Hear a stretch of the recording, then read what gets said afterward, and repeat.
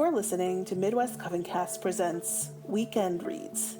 I'm Marilyn of Midwest Coven Cast, and each week I will be reading to you, dear listeners, occult works that are in the public domain. All of this I do with the goal of helping each of us grow in our knowledge and practices. Here in Season 1, we will be making our way through Heinrich Cornelius Agrippa's 3 books of occult philosophy or magic, published in 1531. I hope you enjoy this week's installment. Order of the Empyrean Heaven. There is a God, all-powerful, all-intelligent, and supremely perfect, eternal and infinite, omnipotent and omniscient, who endures from eternity to eternity, and is present from infinity to infinity. But though, from the nature and the perfections of the deity, he is invisibly present in all places, and nothing happens without his knowledge and permission.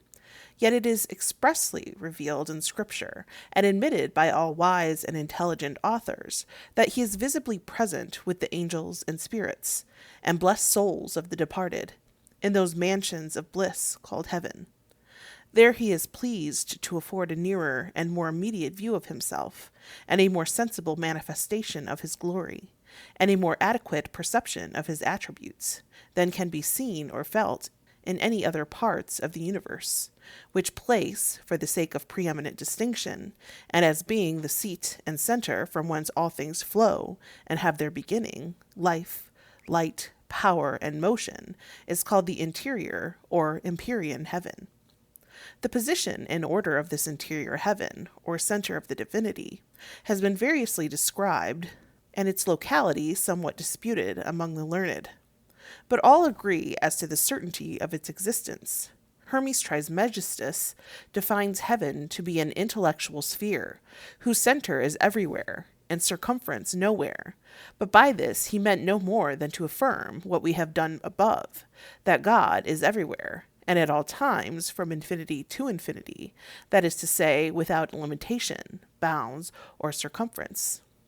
Plato speaks of this internal heaven in terms which bear so strict a resemblance with the books of Revelation, and in so elevated and magnificent a style, that it is apparent the heathen philosophers, notwithstanding their worshipping demi or false gods, possessed an unshaken confidence in one omnipotent, supreme, overruling power, whose throne was the center of all things, and the abode of angels and blessed spirits. To describe this interior heaven in terms adequate to its magnificence and glory is utterly impossible. The utmost we can do is to collect from inspired writers and from the words of revelation, assisted by occult philosophy, and a due knowledge of the celestial spheres, that order and position of it, which reason and the divine lights we have bring nearest to the truth. The God must be strictly and literally the center from whence all ideas of the divine mind flow, as rays in every direction, through all spheres, and through all bodies, cannot admit of a doubt. That the inner circumference of this center is surrounded, filled, or formed by arrangements of the 3 hierarchies of angels, is also consonant to reason and Scripture, and forms what may be termed the entrance or inner gate of the Empyrean heaven, through which no spirit can pass without their knowledge and permission, and within which we must suppose the vast expanse or mansions of the Godhead and glory of the Trinity to be. This is strictly conformable to the idea of all the prophets and evangelical writers. From this primary circle, or gate of heaven, Lucifer, the grand apostate, as Milton finely describes it, was hurled into the bottomless abyss, whose office, as one of the highest orders of angels, having placed him near the eternal throne, he became competitor for dominion and power with God himself. The circles next surrounding the hierarchies are composed of the ministering angels and spirits and messengers of the deity. In positions answering to the ideas of the Holy Trinity and intersecting all orders of angels are seated in fullness of glory and splendor those superior angels or intelligent spirits who answer to the divine attributes of God and are the pure essences or stream through which the will or fiat of the Godhead is communicated to the angels and spirits and instantaneously conducted to the anima mundi. Round the whole, as an atmosphere round a planet, the anima mundi, or universal spirit of nature, is placed, which received the impressions or ideas of the divine mind, conducts them onward to the remotest parts of the universe, to infinity itself, to, and upon, and through all bodies, and to all God's works. This anima mundi is therefore what we understand of nature, of providence, of the presence of God in the fountain or seat of all second causes, being, as it were, the eye of God, or medium between God and all created things. Next to the anima mundi is that vast region or expanse called the ethereal heaven, or firmament, wherein the fixed stars, planets, and comets are disposed, and wherein the celestial bodies and the comets move freely in all directions and towards all parts of the heavens.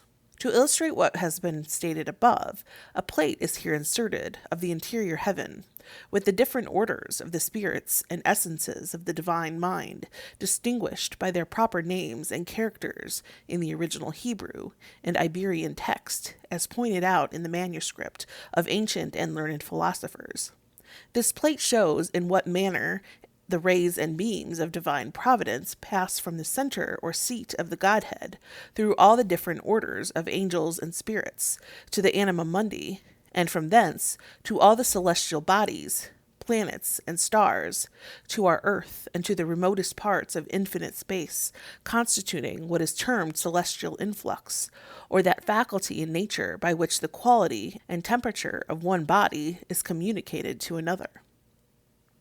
Theologists have divided angels into different ranks or classes, which they term hierarchies, a word signifying to rule in holy things. Ancient authors give 9 orders of these celestial spirits: cherubim, seraphim, thrones, dominions, principalities, powers, virtues, angels, and archangels.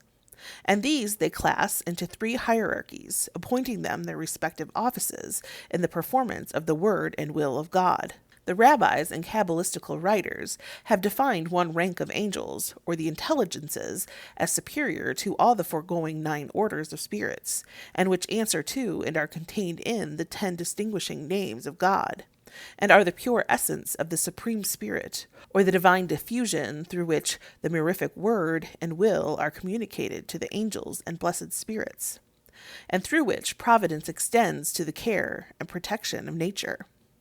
The first of these divine essences is Jehovah, and is peculiarly attributed to God the Father, being the pure and simple essence of the supreme divinity, flowing through Heyoth Hakados to angel Metatron, and to the ministering spirit Rishith Hagalalim, who guides the primus mobile, and bestows the gift of being upon all things. To this spirit is allotted the office of bringing the souls of the faithful departed into heaven, and by him God spake to Moses. The second is Jah, and is attributed to the person of the Messiah, whose power and influence descend through the angel Mazla into the sphere of the celestial zodiac. This is the spirit of nature, the soul of the world, or the omnific word, which actuated the chaos and divided the unwrought matters into 3 portions.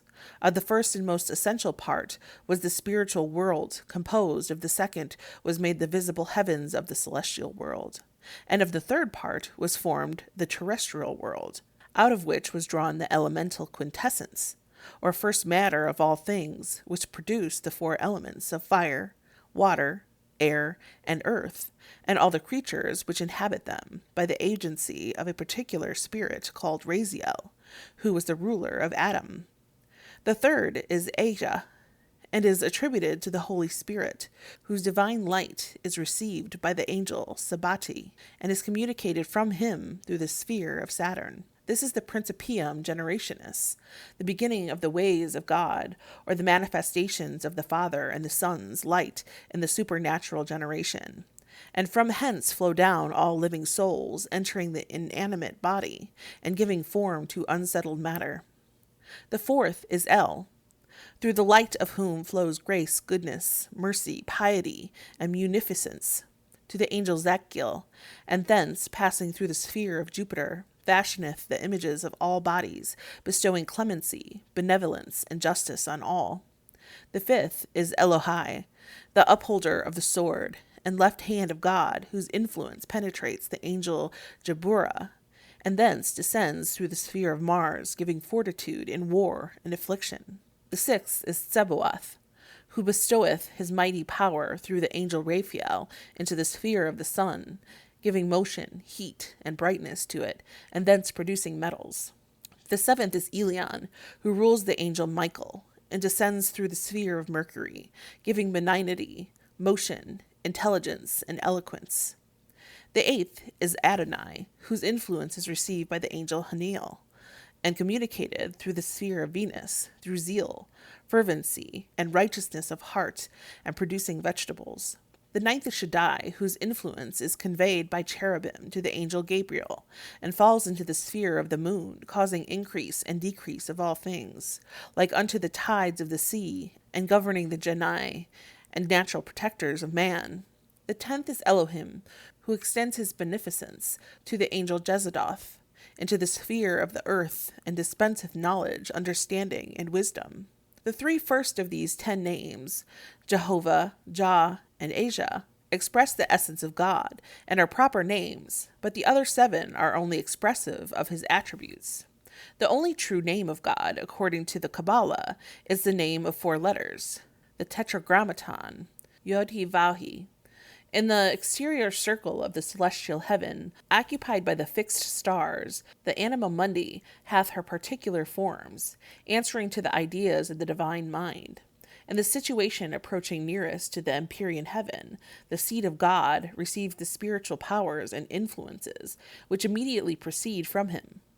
Hence, they are diffused through the spheres of the planets and heavenly bodies, and communicated to the inmost center of the earth by means of natural law, or the spirit of the world that rules the terrestrial world.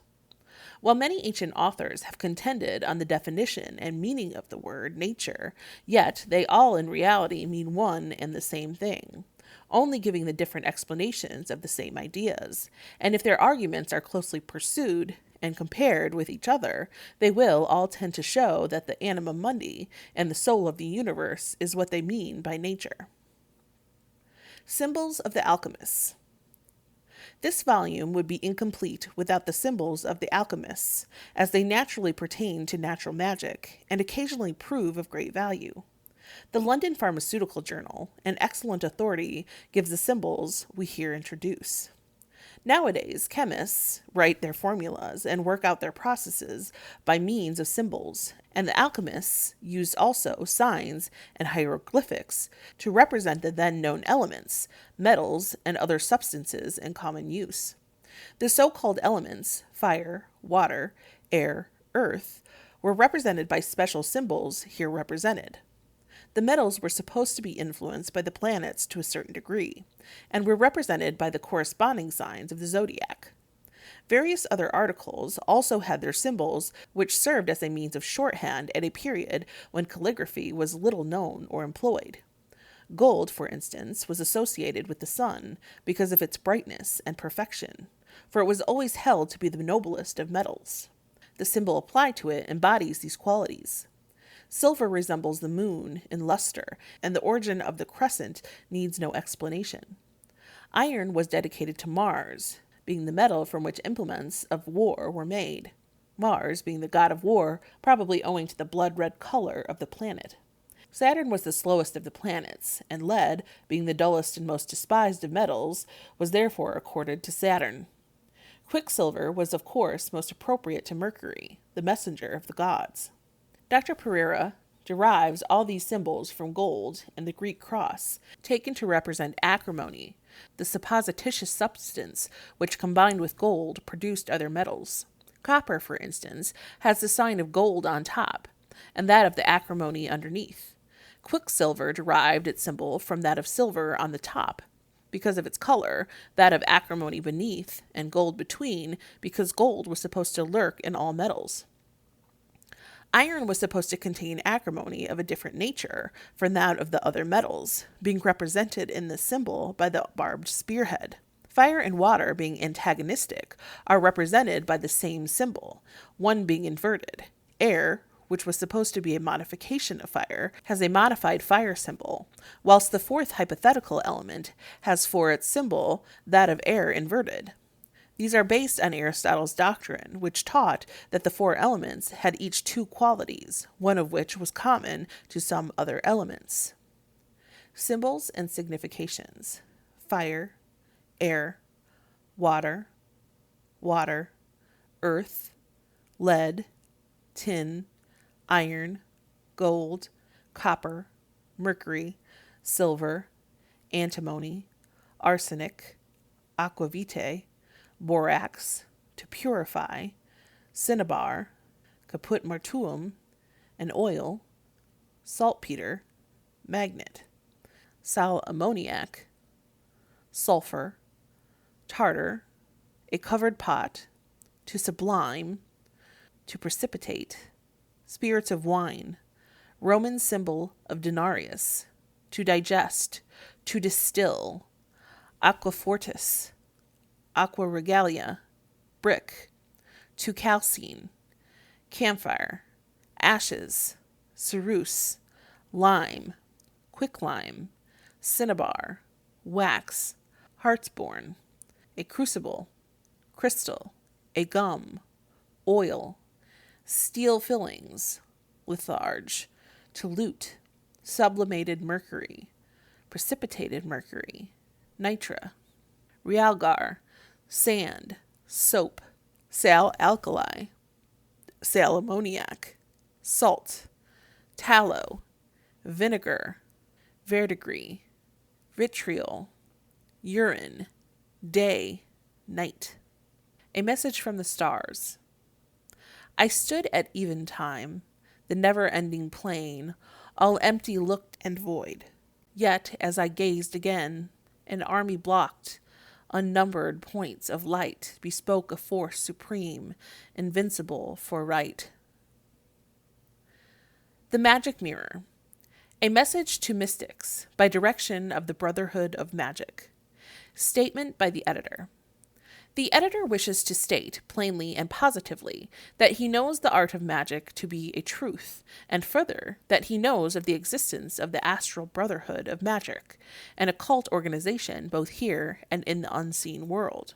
He has received the following message to mystics in regard to the magic mirror, that wonderful instrument so long used by advanced mystics for communication between the two worlds, and gives it, as it comes to him by direction of the unseen brotherhood.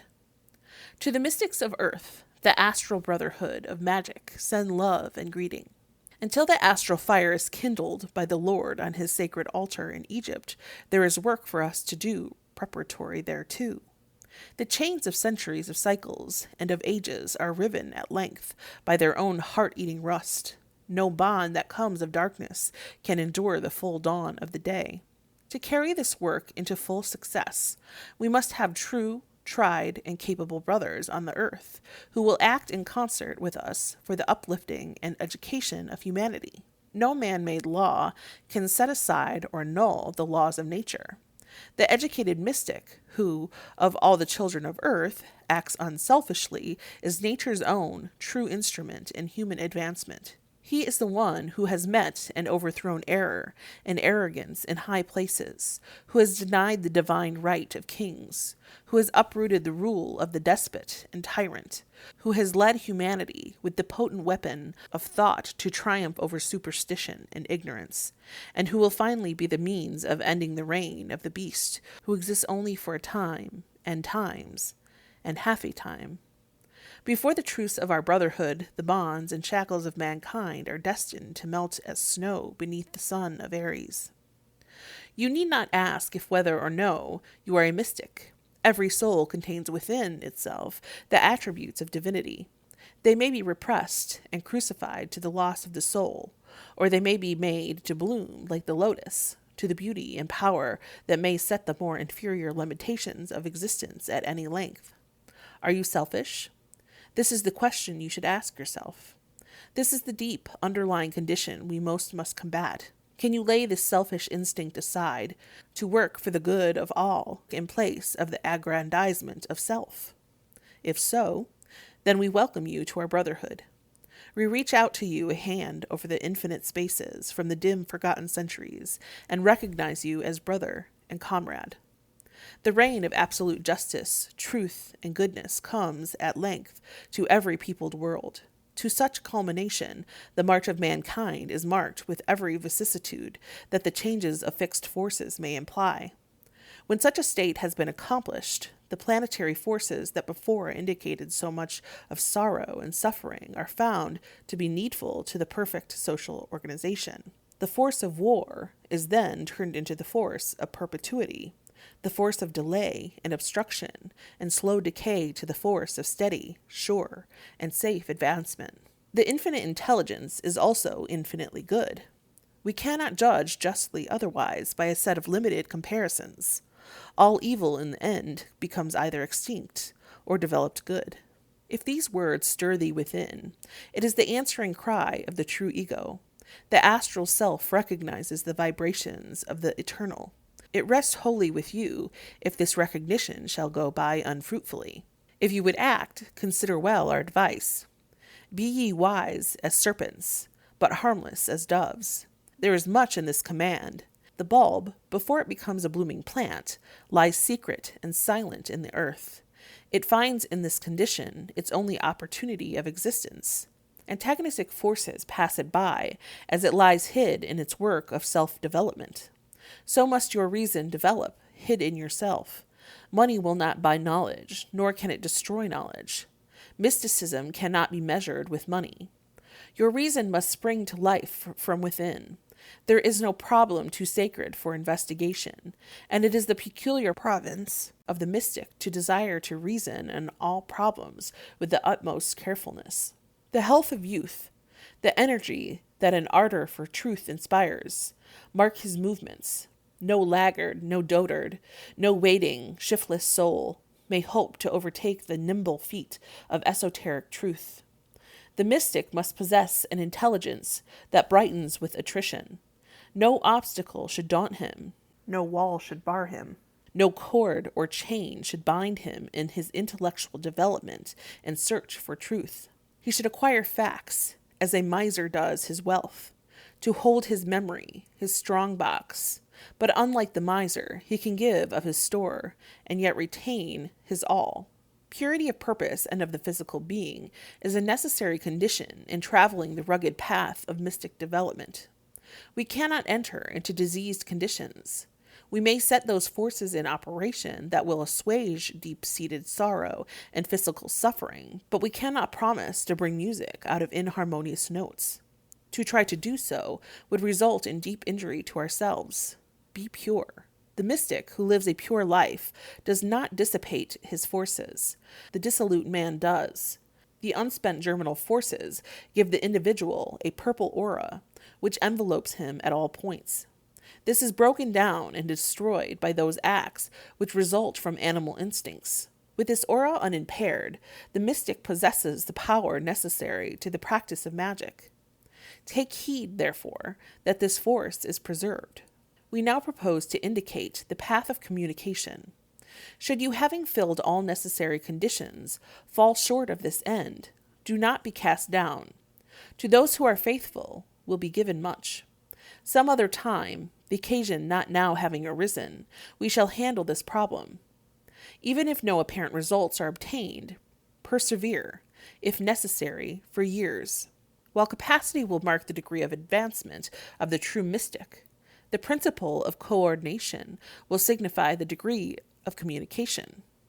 To enter into such relations with us, he must place himself in a class of vibratory forces and coordinate with our own. To attain this condition, he should carefully fix a practical ideal in his mind of the kind of life a true mystic should live. He should examine himself like he would a parcel of goods, seeking both inferior and superior qualities, and note each hindrance and virtue. Then let him plan, like a general, the attack and defense of an ideal mystical life. Having done this, live the ideal life. Until you so live, do not expect to rise. As the ideal life is lived, many questions arise, and we here furnish the answers to a few. Right and pure thoughts are essential. They will drive away and destroy all vain and frivolous fancies. Aspire, and you will be inspired. Do the work you find ready to do. Do not defer a good action or a laudable ambition. The time to do a thing is when the ambition takes hold of the mind. Then natural ardor sustains the energy, and a clear conception, undimmed by procrastination, act most effectively for success. Thus, thinking and doing in the ideal life of a mystic, you will make rapid progress to a point where we may be able to establish communication with you. Having arisen to life, you are now in a condition to seek relations with us through the magic mirror. The wise mystic makes his own mirror.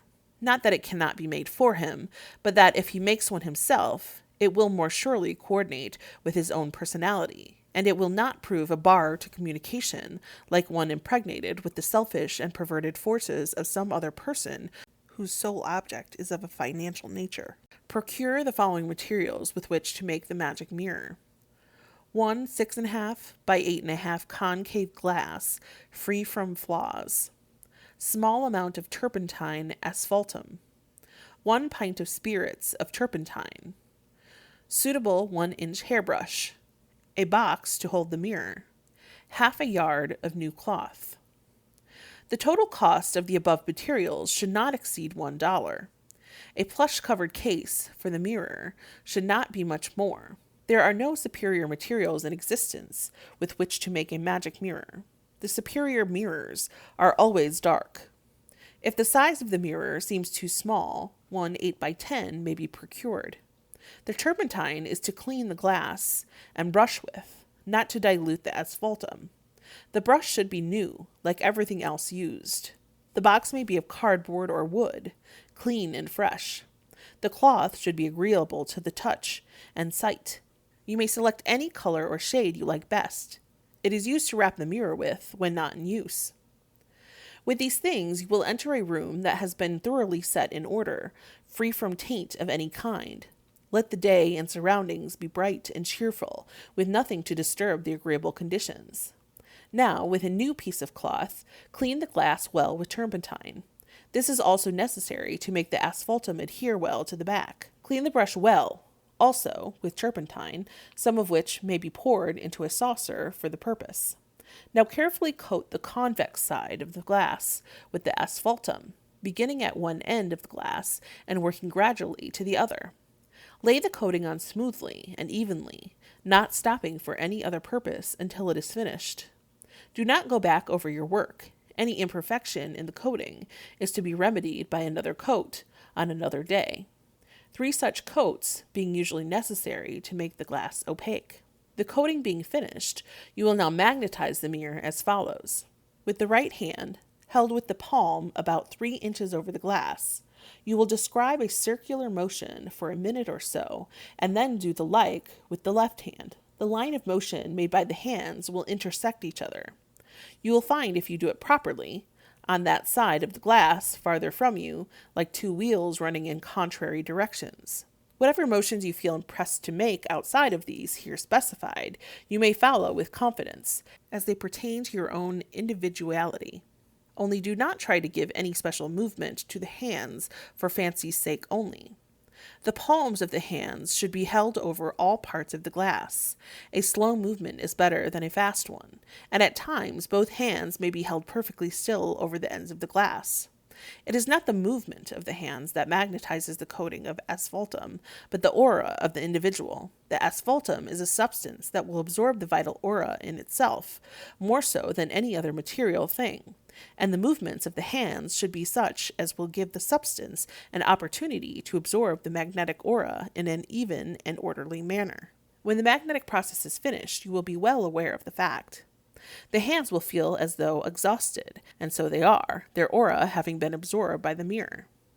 Let the mind be actuated by pure and lofty aspirations and desires when you make your mirror. Let the care and worry and self be forgotten by employing the mind wholly with the work in hand and the purpose for which the mirror is being made. It is well to read this article over fully, in fact, just before you undertake the work. When you have given the mirror its coat of asphaltum and magnetized it as above, you will place it in the box on the cloth and set it away to dry, taking care that it has a place of even temperature, and where it will be protected from the curious. Temporarily, a new sheet of heavy paper may be used under the glass, as some of the asphaltum may run over the edge and soil the table or cloth.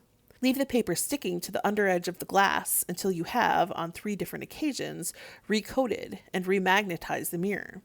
It will then be found opaque and ready for use. This part of the matter being accomplished, you will cleanse the brush in the turpentine, working it in the fluid as long as any of the asphaltum remains. When clean, lay it aside for future use. Clean the china with turpentine also. The ideal mystical life must not be relaxed. Keep it steadily in force. Examine the events of each day, nightly, and note every failure and lapse, resolving how to avoid future lapses of the same kind. The ideal life will bring you new joys, peace of mind, and the inspiration of truth and goodness. You will feel a growth of your soul. The astral man is now unfolding. As you succeed in attainment, so you will bring to yourself higher and purer forces and aspirations. With these comes power, the power that will someday rejuvenate the world, when each will give according to his ability, and will receive according to his capacity. This unfoldment, this progress, this uplifting, this power, all these cometh from within. A legion of angels might stand at your beck and call, and no result follow their ministrations. The ego must unfold from within, with a heart on fire for humanity, and a mind aspiring for truth, and a hand eager to engage in good works, all of these resulting from the ideal life. You need and shall have our companionship. In the first place, you must give us an opportunity to communicate with you. This calls for certain conditions. You must secretly observe the regular duty of sitting at certain specified times. We say secretly. This is for your own protection. The curious should know nothing of the matter. Set stated times for developing in the use of your magic mirror. Let nothing interfere with your sittings, except sickness or death. Do not disappoint us if you do not wish to disappoint yourself. 2 or 3 times a week is often enough. Once a week will answer in some cases. Make your sittings from 30 minutes to an hour and a half, always commencing to sit at the same time of day. A neat, comfortable room should be used. No one else should be present. The mind should be composed and, above all, patient. Let the room be dark. You should not be able to see the mirror, though you gaze at it, or rather into it. Sit comfortably, not bending forward, holding the mirror in both hands. If the mirror is boxed, let the thumbs touch the glass. As soon as any mystic is known to be doing this, he is visited by members of the Brotherhood and necessary data secured. His capacity, ability, surroundings, vibratory forces, periods of sittings, and other necessary matters are all carefully noted. A report is made of this, and it is recorded. To establish communication, a brother must be found whose vibratory forces coordinate with the sitter, and who will volunteer to be a companion to him and to establish communication with him at stated intervals. Sometimes it may seem a long while before the right companion is found, but if the sitter will be patient, regular, and faithful, he may expect that the Brotherhood is interested in him and keeps him in sight. Many times the mystic will be visited by those of us who could not communicate with him owing to some peculiar physical condition. We shall note his efforts and will help to bring him in communication with us. When a brother volunteers as a companion, results soon come on the mirror. At first, a milky film will appear, a sort of white, cloudy appearance, which is the manifestation of the materialization of forces.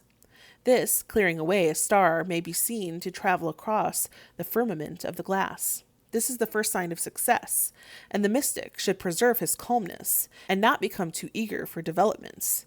When these results come, you may know that we are with you, that we have measured you, and have recognized you. The veil of Isis is about to rise. Knowing how, you should, if possible, make a mirror for anyone who desires you to do so. Let them apply to you through their astral influence, and not by reason of an advertisement. You should never solicit the making of a mirror. Should you charge for the work, you should not ask over $5 for the 3 coats of asphaltum. Make the mirror invariably, as if it were for your own use, and deliver the one you make, no matter how much you may have become attached to it.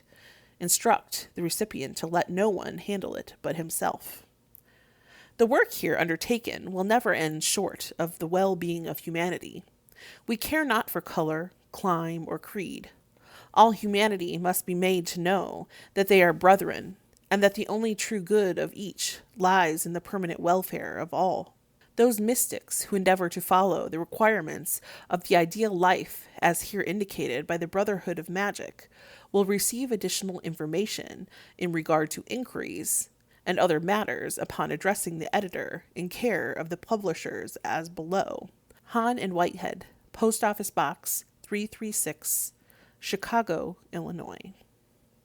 Celestial Magic. The second book of Cornelius Agrippa's famous occult philosophy, Celestial Magic, will be issued about the middle of next April.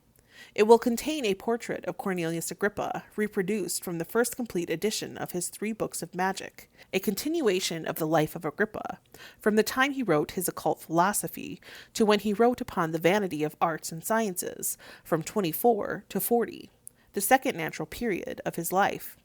His 60 chapters on celestial magic, containing numerous elaborate tables and very large number of etchings. This part of Agrippa's magic has attracted more attention than his other works. Aside from these features, the volume will contain new and special chapters that bear upon the main work. Mathematical magic will be considered under various titles: the Parker quadrature of the circle, magic squares and their construction, the tarots of the zodiac, and other special and original matter of wonderful interest and practical value. Another message to mystics from the Astral Brotherhood of Magic will conclude the volume. The print, style, and finish of the book will be uniform with that of natural magic, as will all those hereafter issued in this series of the Master Mystics, and will contain from 16 to 48 more pages. Other possible improvements will also be included. The concluding volume of the Occult Philosophy will be ready about September 1st, 1898. New and special features will be added, and it will contain the third and last period of the life of Agrippa, as also a digest of his other writings. A general index to the entire 3 volumes will end the work. The price of each volume is invariably $5 net. We respectfully ask subscribers to send their names in at an early date for the concluding volumes, or for Celestial Magic, as our editions are necessarily limited to the probable demand for the same. Hahn and Whitehead, P.O. Box 336, Chicago. This concludes Book 1, Philosophy of Natural Magic, of Heinrich Cornelius Agrippa's series, 3 books of occult philosophy or magic. Thank you for joining us for the first season of Midwest Coven Cast Presents Weekend Reads. For more information about Midwest Coven Cast and future seasons of Weekend Reads, please visit our website at midwestcovencast.com. You can also follow Midwest Coven Cast on social media, at Midwest Coven on Twitter, or at Midwest Coven Cast on TikTok, Facebook, and Instagram. We hope to see you there. And until next season, Coven, blessed be.